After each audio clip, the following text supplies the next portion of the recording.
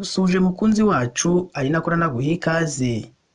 Iyi ni KN Radio ishakira uko ry'amakuru agezweho mu Rwanda ndetse no hanze y'u Rwanda.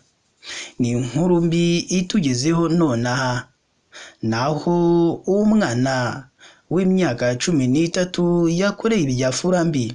Umwana w'imyaka 3 bikura benshi umutima wo muri aka karere ka Rutsiro mu murenge wa Musasa, aho abaturage bemeza ko isi igeze hari indimuka bitewe n'ibyo barimo baragenda babona umunsi ku munsi. Uraza kumenya mbese uyu mwana w'imyaka 13 yaba yakoreye iki uyu mwana w'imyaka 3? Ese byabereye hehe? Ese ubuyobozi bwo bwatangaje iki nyuma y'uko babonye umwana w'imyaka 13 yihererana umwana w'imyaka 3 amukorera ibyo benshi batatekerezaga?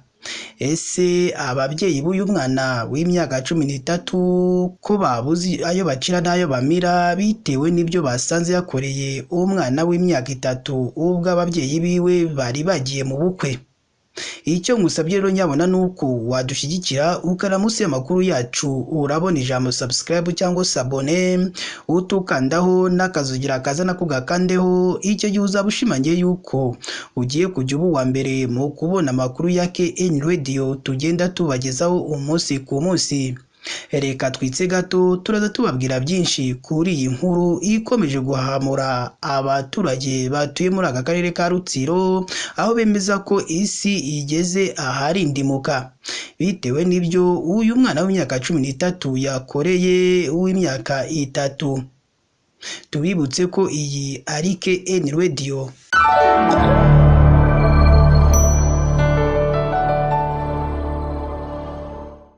Reka nongere mbaye ikaze rero bakunzi bacu. Iyi ni KN Radio ishakira uko ry'amakuru agezweho mu Rwanda ndetse no hanze yarwo. Mbere na mbere iyo ngiye kubagezaho amakuru mbanza kubabwira ko wajya munsi y'iyi nkuru urabona ijambo subscribe cyangwa sabone, utukandaho n'akazugira kaza nako gakandeho. Icyo gihe uzaba ushimangiye yuko ugiye kujya uba uwa mbere mu kubona amakuru ya KN Radio tugenda tubagezaho umunsi ku wundi.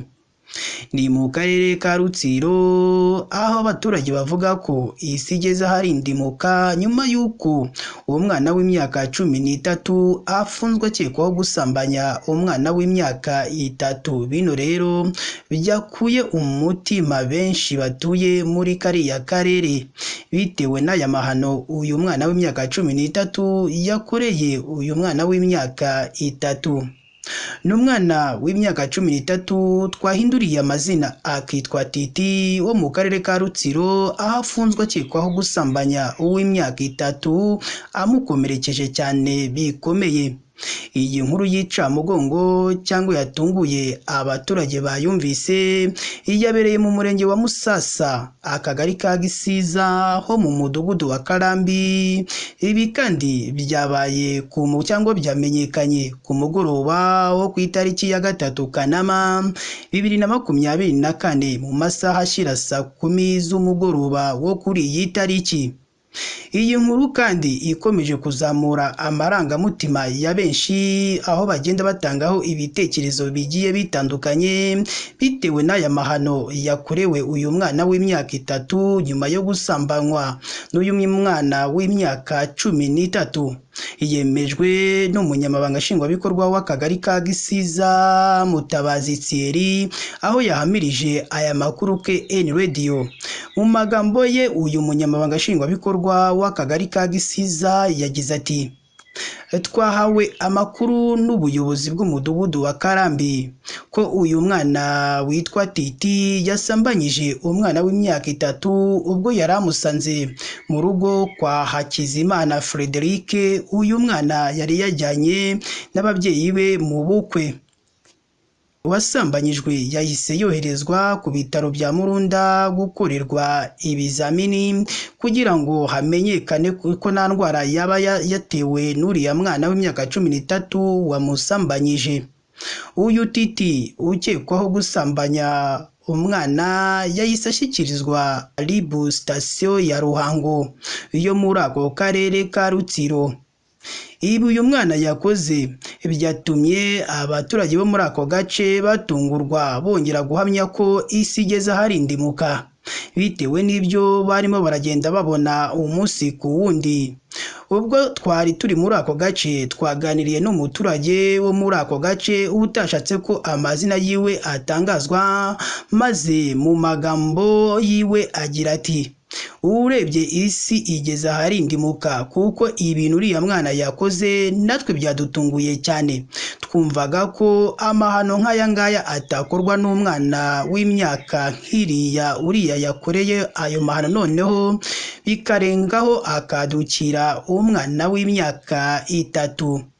Abaturage kandi bakomeza bavuga ko uyu mwana wasambanyijwe yari yajyanye na mama we mu bukwe, maze umwana w'imyaka 13 ahita amwadukira.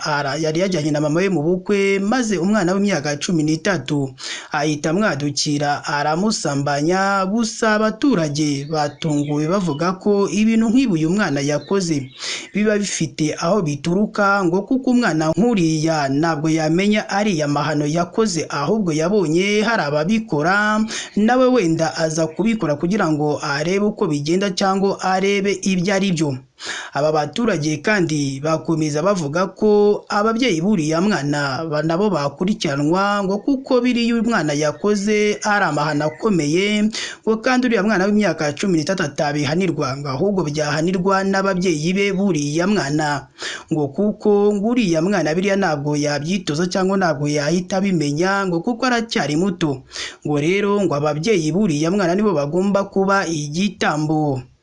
Ubuyobozi bwo muri kariya karere bwatangaje ko ababyeyi bagomba kujya basiga abana babo ahantu hizewe cyangwa babasigira abantu bazi, ngo kuko gusiga umwana ahantu utizeye ari byo bikurura intandaro yo gusanga bamukoreye biriya uriya mwana basanze bamukoreye. Ndagushimira rero wowe wahisemo gukurikira amakuru kuri KN Radio, nkubwira ko uwakoze igikorwa cyiza kandi igikorwa cy'ubutwari. Nawe kandi ndakugira inama y'imba utarakora subscribe cyangwa sabone, kugomba kujya munsi y'inkuru ugakora subscribe cyangwa sabone, n'akazugira kaza nako gagakandaho. Icyo gihe uzaba ushimangiye yuko ugiye kujya uba uwa mbere mu kubona amakuru ya KN Radio tugenda tubagezaho umunsi ku wundi. Si ibyo gusa kandi uba ugomba no kuduha igitekerezo cy'ukuntu wumvise inkuru tuba tumaze kubabwira, cyangwa ugatanga n'inyunganizi y'ibyo tuzashyiraho ubutaha. Reka nkubwira ati ugire umunsi mwiza kandi Imana yo mu ijuru ijye igomeza ibarinde umunsi ku wundi.